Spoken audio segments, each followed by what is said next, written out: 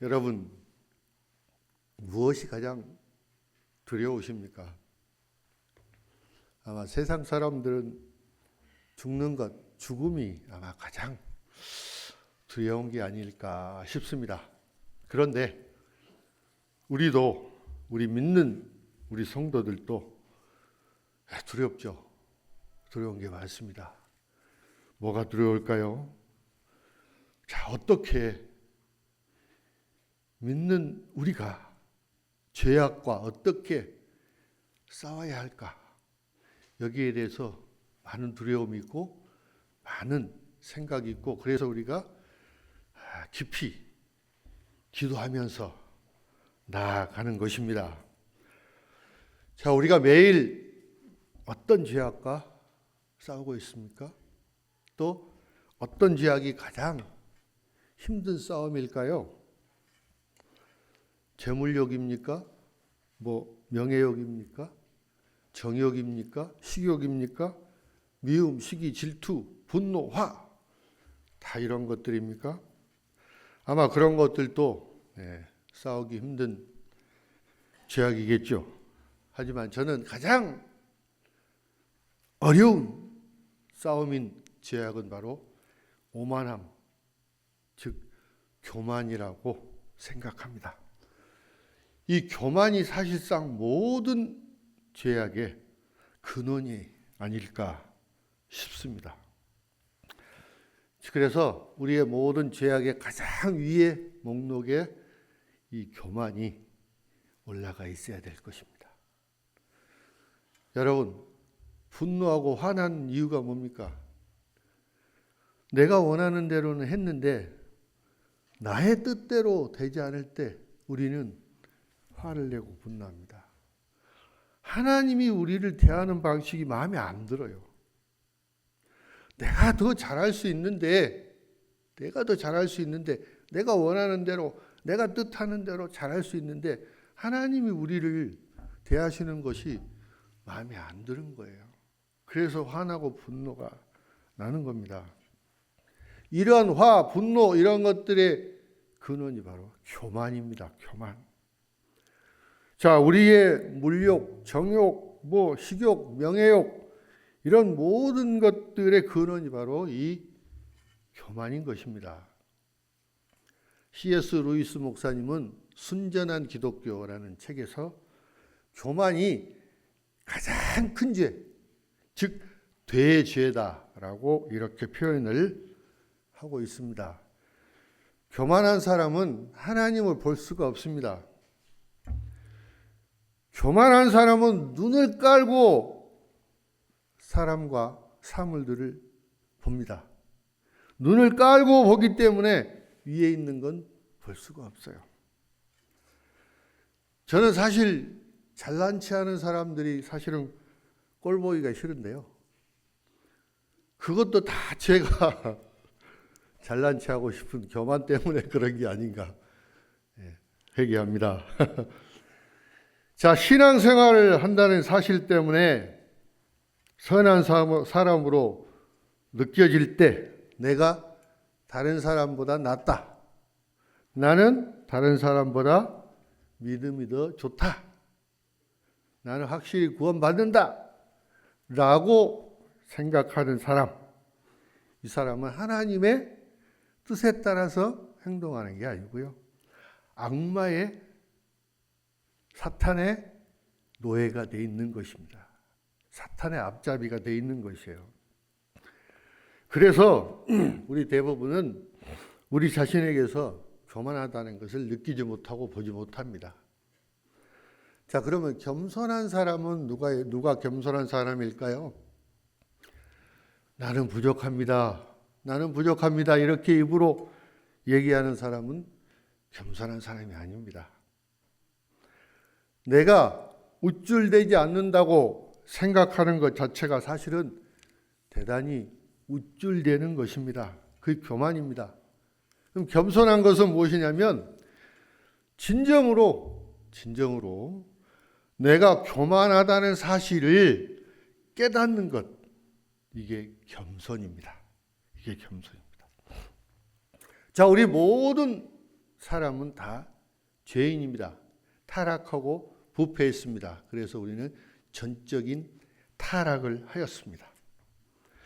하나님께서는 타락한 우리의 죄를 위해서 너무 안타까워서 아주 커다란 희생을 각오하셨는데요. 희생을 치르셨는데요. 그 바로 예수 그리스도를 우리의 죄를 대속해서 십자가에 못 박으시고 십자가에 죽게 하시고 3일 만에 다시 부활하게 하신 겁니다. 예수님을 독생자 하나밖에 없는 외아들을 죽인 것입니다. 우리 죄 때문에 죽인 것이에요. 자, 예수 그리스도의 십자가는 우리 죄 많은 인간들을 위해서 하나님의 그 진노와 심판을 담당하셨고 우리가 하나님과 화해할 수 있는 길을 열어준 것입니다. 그래서 그 길 외에는 다른 길이 없습니다. 십자가의 죽음으로 우리의 죄의 대가를 치르시고 우리에게 자유를 주셨습니다. 구원은 하나님께서 의롭다고 하시는 칭의로부터 시작이 되는 것입니다. 사도 바울은 오늘 로마서 3장 27절에서 31절까지 말씀에서 칭의에 대해서 세 가지의 질문을 하고 있습니다. 첫 번째는 27절 말씀인데요. 그런즉 너희가 자랑할 때가 어디냐? 자랑할 때가 어디냐? 누가 자랑하고 있느냐? 자랑의 질문입니다. 두 번째는 29절에 하나님은 다만 유대인만의 하나님이시냐? 하나님은 도대체 누구의 하나님이시냐? 인간 차별에 대한 질문입니다. 세 번째는 31절 믿음으로 율법을 파기하느냐? 율법을 폐하느냐? 율법의 폐지에 대한 문제입니다. 이 세 가지의 질문에 대해서 오늘 바울이 답을 하고 있고요. 이것이 4장부터 다음에 8장까지 계속 아주 자세하게 설명을 하고 있습니다. 첫 번째, 자랑할 때가 있느냐? 어디냐? 자랑할 때가 어디냐? 3장 27절입니다. 그런즉 자랑할 때가 어디냐? 있을 수가 없느니라. 무슨 법으로냐? 행위로냐? 아니라 오직 믿음의 법으로니라. 자, 믿음으로 의롭게 되었는데 그것이 자랑이냐? 그렇지 않다는. 믿음으로 의롭게 되었지 너의 공로로 너의 선행으로 의롭게 된 게 아니라는 겁니다. 그래서 자랑할 게 없다는 거예요. 자, 율법의 행위를 가지고 자랑하는 사람들이 유대인들입니다. 유대인들은 하나님으로부터 선택받은 선민이고요. 토라, 율법을 가졌고요. 또 안식일을 잘 지켰고요. 또 율법적인 행위, 그런 종교적인 행위에 대해서 아주 잘 지켰다고 자부를 하고 그것이 자랑거리라고 생각을 했습니다. 자, 그러나 여러분, 하나님과의 언약의 관계는 그 유대인들의 그런 종교적 행위, 그런 율법적 행위가 아닙니다. 오직 믿음으로 나타나는 것이 바로 하나님과의 언약적인 관계입니다. 자, 사람들의 외부적인 유대인적인 어떤 표시가 아니라 예수를 믿는 믿음으로 의롭다고 선언되었습니다. 오직 믿음으로 의롭게 된다는 이 칭의는 자랑할 것이 아니고 그 하나님의 법을 확립하는 아주 유일한 교리가 바로 칭의입니다.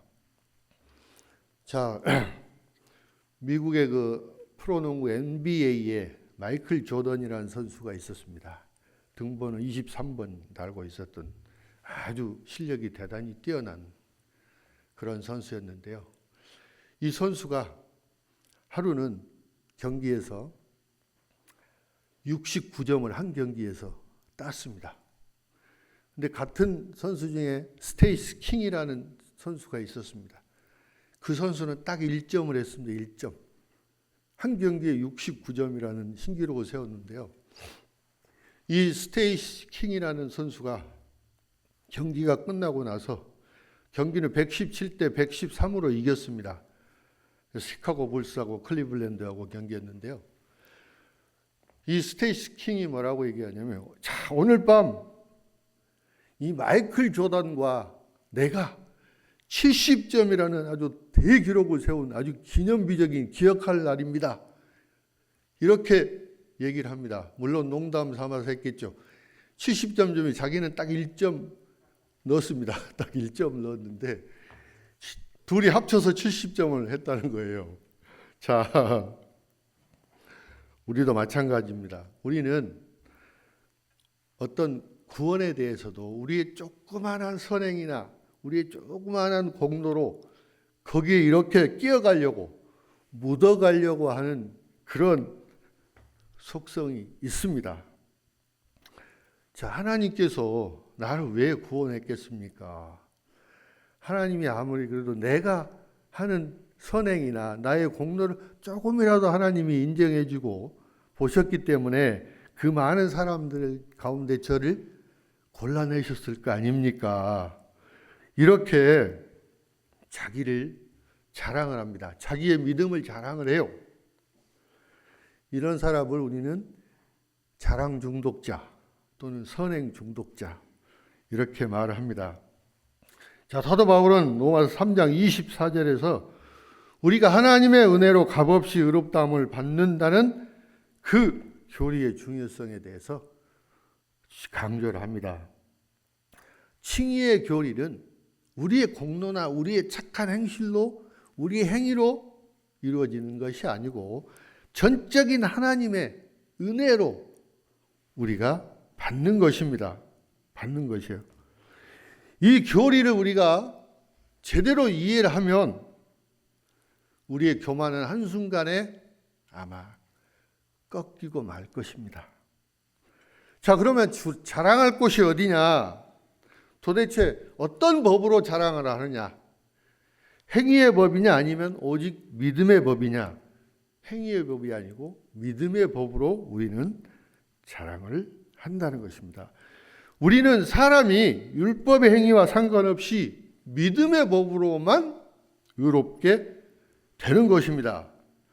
자, 유대인들은 율법을 자랑을 했습니다. 그들은 율법을 잘 지켰고 금식도 했고요, 기도도 했고요, 안식일도 잘 지켰고요, 여러 가지 종교적인 의식, 이런 율법적인 그런 의식들을 잘 행해왔고요.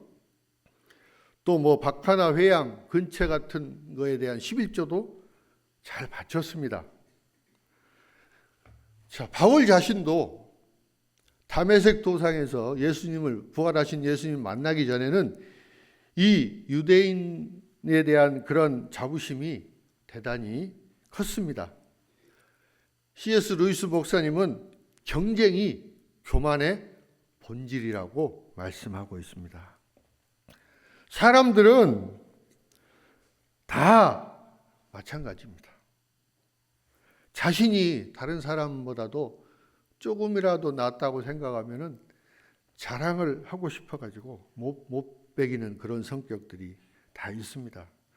사도 바울도 빌립보서 3장 5절에서 6절 말씀해 보시면 나는 8일 만에 할례도 받았고 이스라엘 민족의 일원이고 베냐민 지파의 일원이고 또 히브리인 중에 히브리인이었습니다.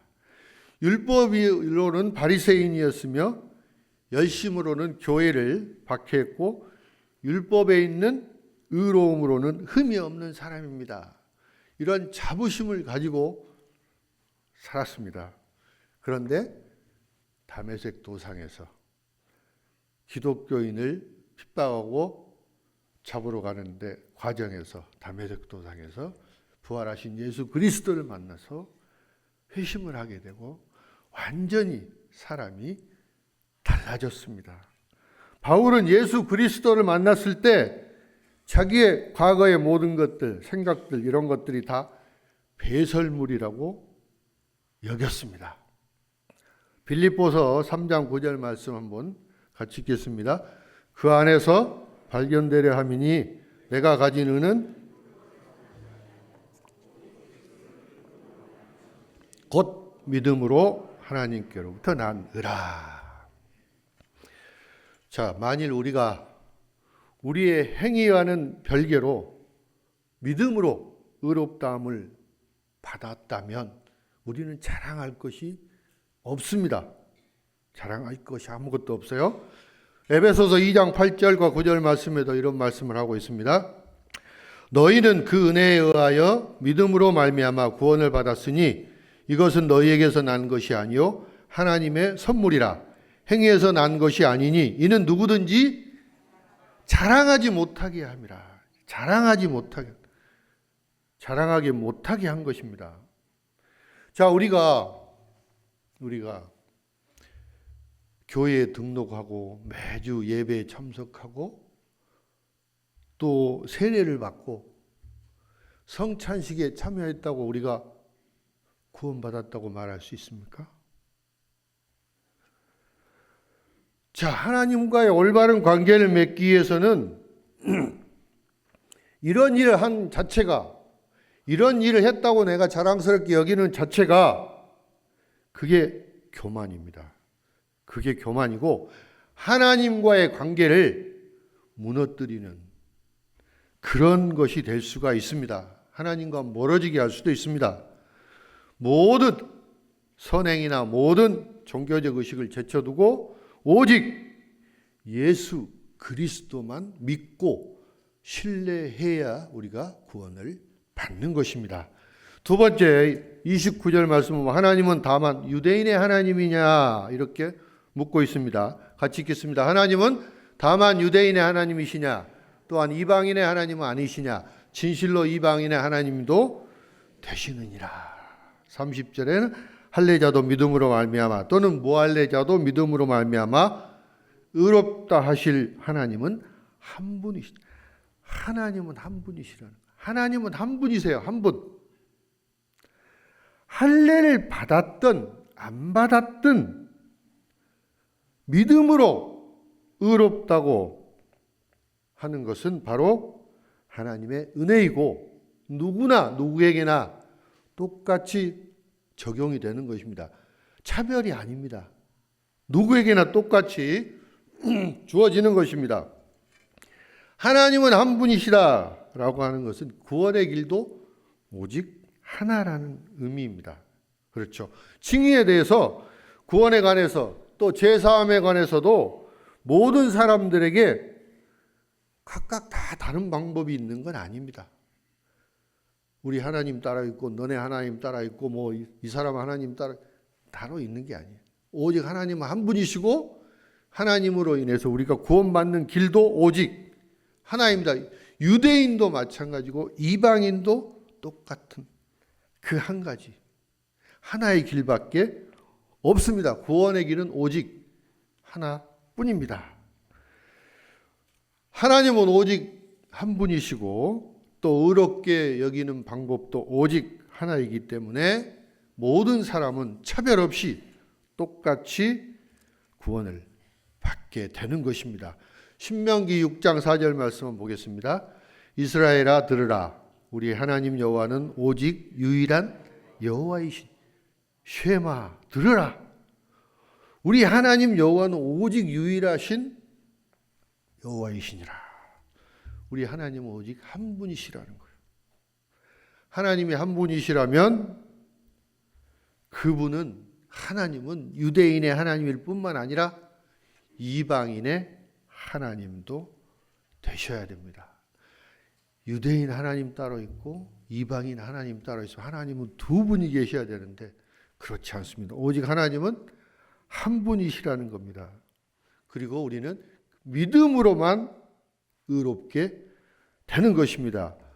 구원의 길은 오직 믿음으로 우리가 의롭게 되는 데서 시작이 되는 겁니다. 자, 자유주의 기독교인들 요즘 보면 이런 얘기를 합니다. 산에 올라가는 길은 많이 있다. 다양하게 있다. 산 정상에 올라가는 방법도 여러 가지 길이 있다. 길이 여러 가지가 있다. 그래서 이런 여러 가지 길이 있기 때문에 다양한 종교에서 우리를 구원해 줄 수 있는 그런 종교들이 다양하게 많이 있다. 이렇게 주장하는 기독교인들도 있습니다. 그런데 여러분, 하나님은 오직 한 분이시고 구원의 길도 오직 하나라는 것, 우리가 잊어서는 안 될 것입니다. 자, 그래서 또 많은 사람들은 그런 얘기를 하죠. 저도 그런 질문을 가끔 받습니다마는, 우리 기독교인들에게 너희들은 너무 편협적이고 편파적이고 편견이고 편향적이고 너무 관용이 없다, 뭐 이렇게 물어보는 사람들이 있는데, 그것이 바로 성경의 가르침이고 하나님의 가르침입니다.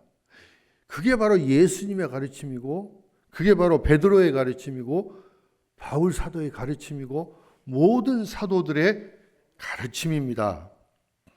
이것이 바로 기독교의 역사적인 믿음이고, 기독교 교리에서 예수 그리스도 외에는 다른 구원의 길이 있을 수 없다는 영원한 진리일 것입니다. 구원의 길이 오직 하나뿐이라고 사도 바울은 강하게 주장하고 있는 것입니다. 세 번째 31절입니다. 믿음으로 율법을 파괴하느냐, 같이 읽겠습니다. 그런즉 우리가 믿음으로 말미암아 율법을 파괴하느냐, 굳게 세우느니라. 자, 율법에 대한 질문입니다. 바울 선생, 당신은 믿음으로 모세의 율법을 지금 무효화하고 있지 않습니까? 하나님의 율법을 무효화하고 있지 않습니까? 하나님의 명령을 무효화하고 있지 않습니까? 은혜가 넘치도록 사람들이 가서 방탕한 삶을 살고 죄를 지으라고 제안하고 있지 않습니까? 순종이 중요하다고 중요하지 않다고 제안하고 있지 않습니까? 이렇게 반박을 합니다. 그리고 바울 선생, 거룩함이 그리스도인의 삶의 필수적인 부분이 아니라고 말하고 있지 않습니까? 기독교인은 행위가 들어갈 자리가 전혀 없습니까? 이렇게 반박을 하고 있습니다. 여러분, 율법은 그 거울과 마찬가지라고 말씀을 드렸죠. 거울에 보면 내 얼굴에 묻어있는 더러운 것을 볼 수는 있습니다. 하지만 거울이 내 얼굴에 있는 것을 지워주지는 않습니다. 우리의 죄를 알게는 깨닫게는 해주는데 씻어주지는 못한다는 이 율법의 한계가 바로 여기에 있는데요. 자, 우리는 율법의 회개와는 상관없이 믿음으로 의롭게 되었습니다. 칭의는 선한 행위로 되는 것이 아닙니다. 오직 예수 그리스도와 그의 십자가의 피를 믿음으로 우리가 선물로 받은 것입니다. 율법의 행위로는 아무 상관이 없고 오직 믿음으로 우리는 의롭게 된 것입니다. 바울은 야고보서 2장 24절에 이렇게 말합니다. 이로보건대 사람이 행함으로 의롭다 하심을 받고 믿음으로만은 아니니라.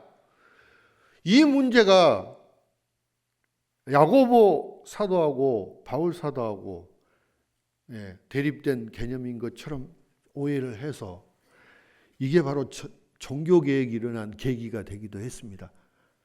로마 카톨릭에서는 믿음과 행위로 구원받는다고 주장을 합니다. 근데 종교개혁을 일으킨 마틴 루터나 존 칼빈은 오직 믿음으로 구원을 받는다고 말하고 있습니다. 그래서 종교개혁이 일어난 겁니다. 자, 그럼 율법이 믿음으로 인해서 완전히 폐기되었느냐 없어졌느냐, 그건 아닙니다. 이 율법은 믿음으로 인해서 무가치하거나 쓸데없이 되거나 시간 낭비된 건 결코 아닙니다. 이 믿음을 통해서 율법은 그 모세 율법이 성취되었고 그 목적을 달성을 한 것입니다. 자, 우리는 믿음으로 우리가 의롭다고 여겨지며 모세의 율법이나 율법의 그 행위에 대해서는 행위로 인해서 우리가 의롭게 되지는 않았습니다. 자, 로마서 3장 20절 말씀 보면 그러므로 율법의 행위로 그 안에 의롭다 하심을 얻을 육체가 없나니 율법으로는 죄를 깨달음이라. 율법은 우리가 외적으로나 마음적으로 완벽한 순종을 요구하고 있습니다. 자, 그런데 이 세상에 그런 사람은 단 한 사람도 존재하지 않습니다. 모든 거 율법대로 행할 수 있는 사람 아무도 없어요. 아무도 없습니다. 그래서 율법을 우리가 지킴으로써 구원받을 수 없는 것입니다. 율법의 목적은 우리를 구원하는 것이 아닙니다. 우리의 죄를 보여주고 우리가 행위로 구원받을 수 없다는 것을 깨닫게 해주는 게 율법입니다. 근데 이 율법이 예수 그리스도의 십자가의 죽음으로 인해서 완전히 이게 완성이 된 겁니다. 율법이. 폐기된 게 아니고 완성이 되고 그 목적이 달성이 된 겁니다. 그래서 그러면 율법이 그러면 언제 또 필요하냐? 우리가 구원받은 후에 성화 단계, 성결의 단계로 가기 위해서는 이러한 율법적인 이러한 행위가 필요한 것입니다. 율법을 지켜서 우리가 행동을 해야 되고 우리가 살아야 된다는 것이에요. 구원에 따르는 그 행위가, 율법의 행위가 나타나야 된다는 것입니다. 율법이 완전히 파기되어서 없어진 게 아닙니다. 율법이 예수 그리스도의 십자가 사건으로 인해서 완성이 되었고 그 목적이 달성이 되고 미래에 우리가 그 예수님을 믿음으로써 우리가 구원을 받았으면 그 구원받은 이후에 우리의 삶은 율법의 삶처럼 그렇게 순종하는 절대적인 순종의 삶이 필요하다는 것입니다. 그래야지 성화의 단계, 성결의 단계로 우리가 믿음이 더욱더 나아가고 성장할 수 있는 것입니다. 여러분, 이 예수님께서 우리 죄에 대한 그 하나님의 정당한 형벌인 그 죽음을 우리 대신 십자가로 짊어지시고 그 언약을 성취하신 것입니다. 율법을 완성하시고 율법의 목적을 달성하신 것입니다. 사랑하는 성도 여러분, 여러분은 우리의 죄로 인해서 우리가 받아야 할 형벌을 치르기 위해서 피를 흘리신 예수 그리스도만을 믿습니까? 여러분은 자랑은 우리를 택하시고 우리를 구원해 주신 주님이시라는 것을 믿습니까? 오직 그리스도 안에서 믿음으로만 의롭게 된다는 그 칭의의 교리, 이것은 공격을 많이 받았고요. 지금도 마찬가지로 공격을 받고 있습니다. 자, 그런데 이 참된 교리는 우리의 자존심을 낮추고 하나님과 그의 은혜를 높이는 것입니다. 그런데 거짓 교리는 항상 하나님을 높이고 사람을 높이고 우리를 높이고 하나님을 낮추기 때문에 우리에게 사실 구주가 필요 없습니다. 오직 믿음으로만 의롭다함을 얻은 이 칭의의 교리는 예수 그리스도와 십자가를 자랑하는 것입니다. 다른 자랑은 허용하지 않습니다. 칭의의 교리에 행위에 대한 자리가 전혀 없습니다. 우리가 나의 조그만 선한 행위가 하나님의 그 희생과 함께 구원을 받았다라고 혹시 생각할지 모르지만 그런 여지가 없고요. 오직 예수 그리스도에 의해서 우리가 구원받았다는 사실을 우리는 다시 한번 깨달아야 할 것입니다. 하나님께서는 죄인들이 자신의 행위를 버리고 오직 그분만을 신뢰할 때 누구나 차별 없이 예수 그리스도의 그 공로로 죄인들을 완전히 의롭게 하시는 것입니다. 이것이 바로 참된 복음입니다. 이것이 바로 칭의의 진리입니다. 그것만 전적으로 믿고 그 안에서 굳건히 서고 감사와 찬양으로 또 그 기쁜 소식을 전파하는 여러분들이 되셨으면 좋겠습니다. 여러분 오직 믿음으로 의롭다함을 받아서 구원의 기쁨을 누리는 축복받는 성도들이 다 되시기를 주님의 이름으로 축원합니다.